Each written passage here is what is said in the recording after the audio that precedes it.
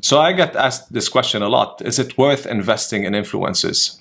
And I would say yes, because influencers have a following.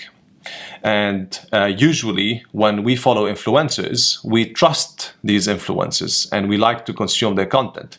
So if, let's say I follow Gary Vee, and if Gary Vee talks about his, Gary Vee creates shoes, his own line. So when he creates his shoes, and we know, if you follow Gary Vee, you would know that whenever Gary Vee launches a new pair of sneakers, they get sold out in no time.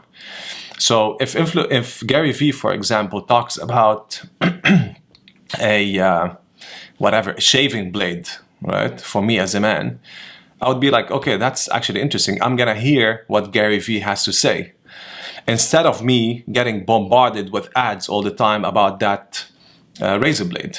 So if I get bombarded all the time, and of course it's important to do it, but if I get bombarded all the time with ads, I'll be like, okay, it's just another razor blade. I get bombarded all the time with razor blades as a man. But if Gary Vee says it, if he says that it's a great razor blade, most probably I'm gonna buy it, or I'm gonna be influenced to buy it.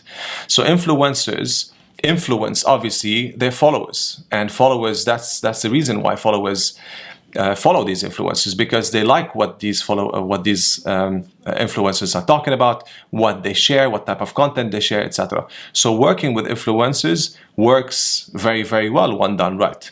So you want to work, let's say you're a restaurant, you want to work with influencers that talk to your target audience. Of course, you don't want to pay an influencer that has a couple of million followers, but most of these followers are not in your market. And that's something that happened to us recently. We worked with a restaurant, and then this restaurant worked with an influencer, and they realized after that this influencer's followers are mainly in Saudi Arabia. So does it benefit that restaurant? Maybe it does benefit the restaurant. For these Saudis, when they come to Dubai, they come probably to the restaurant. But if the target market for this restaurant is mainly Dubai, this restaurant logically should work with influencers that are in Dubai. And another question that I get asked, does it make sense to work with a macro influencer that has millions of followers, or micro influencers that maybe has 50,000 followers or 10,000 followers and has a high engagement? Both of them are good, but of course it makes sense to work with micro influencers that have a high engagement. So these micro influencers could be, for example, food bloggers, right, or travel bloggers.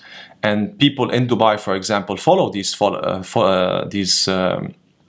influencers, and potentially they can come and benefit your business. So if these influencers have 10,000 followers and you can get few hundred of them to come to your restaurant, and you work, let's say, with 10 of these micro influencers that don't charge you much, or they come on a barter deal where they come, let's say, once a week or once a month to dine at your place for free, then it makes sense.